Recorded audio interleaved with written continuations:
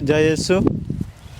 तो आज हम लोग सिलीगुड़ी में हैं। आप लोग ये जो इतना सुंदर नज़ारा देख सकते हैं, कितना खूबसूरत। और ये चाय बागान जहाँ पर बहुत सारे लोग काम करते हैं। और हम यहाँ ये जो चाय बागान देखने के लिए हम लोग झारखंड गुमला से आए हुए हैं। और कि इस चाय बागान ये सिलीगुड़ी में हमारे अपने ही दोस्त हैं और उनसे आज मिलकर हमें बहुत खुशी महसूस हो रही है।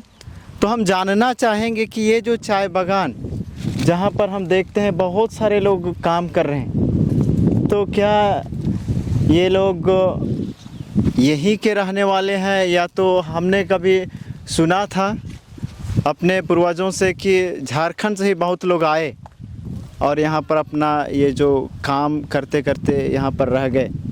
तो हमारे पास भाई मनोहर हैं, वही बताएंगे कि ये जो चाय बागान की ये खूबसूरती के बारे में और यहाँ लोग काम करते हैं उसके बारे में, और किस तरह से ये लोग इस बागान में काम करके अपना जीविका चलाते हैं। तो हम मनोहर भाई से इसके बारे में थोड़ा सा हम लोग जानना चाहेंगे। जय यीशु सबों को और जोहार सबको। और मेरा नाम है मनोहर टोप्पो। और इतने अच्छे शब्दों में हम लोग के भाई ने बोला कि बागान के बारे में देखिए कितना सुंदर दिखाई दे रहा है। तो इसके बारे में संक्षेप में एक छोटा सा बताऊंगा कि उतना समय तो नहीं है मेरे पास।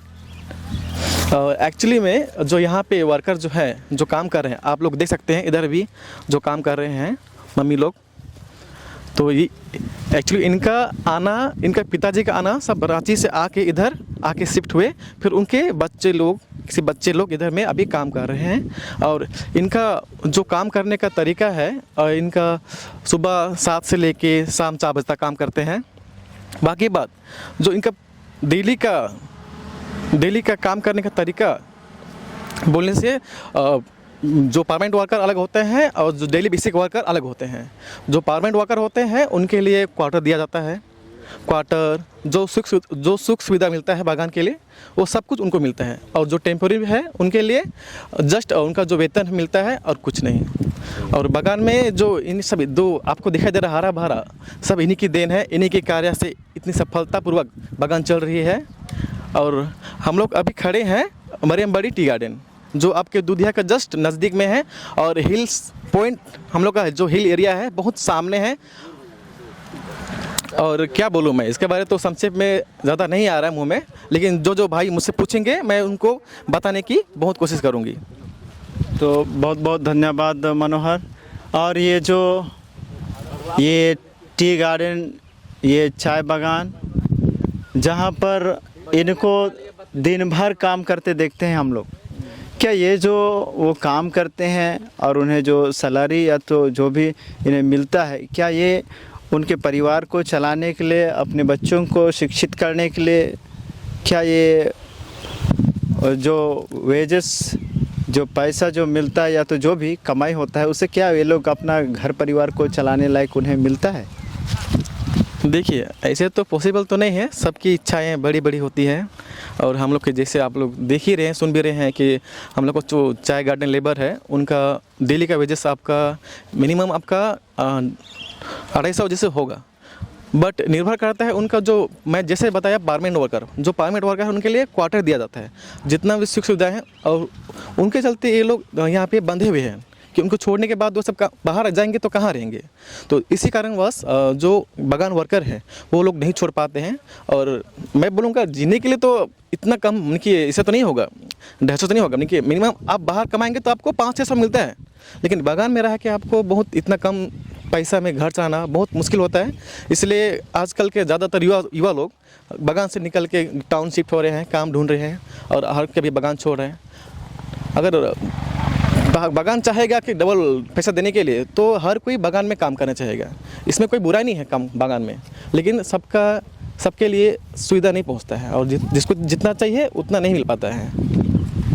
तो इस तरह से हम लोगों ने सुना ये बागान के बारे में और बागान में काम करने वालों के बारे में कि किस तरह से ये लोग बंधे हुए हैं और कि यहाँ जो काम करने वाले विशेषकर ये लोग आदिवासी हैं और इसी पर उनका जीविका चलता है।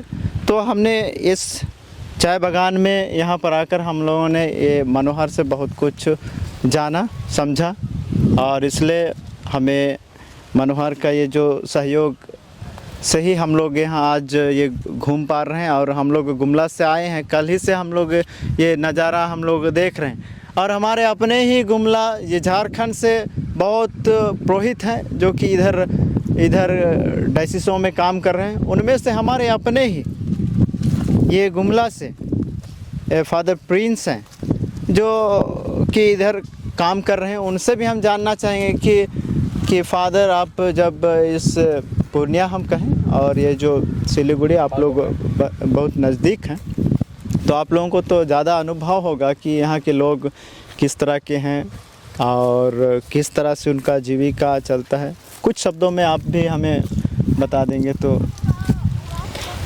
जैसे कि आपने कहा कि मैं पूर्णिया धर्म प्रांत के लिए कार्य करता हूँ, और पूर्णिया और सिलीगुड़ी बगडोगरा ज़्यादा दूर नहीं है, लगभग 150 किलोमीटर दूर है।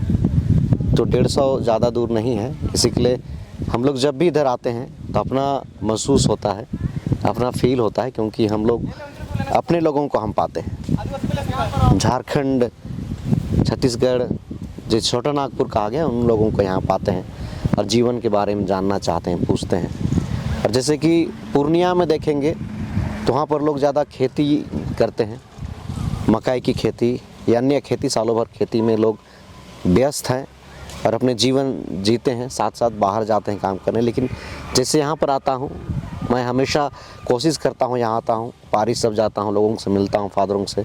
इसी के लिए पर्या बहुत फादर जन मेरे से जान पहचान है, उसको जानते हैं और बताते हैं और अच्छा लगता है।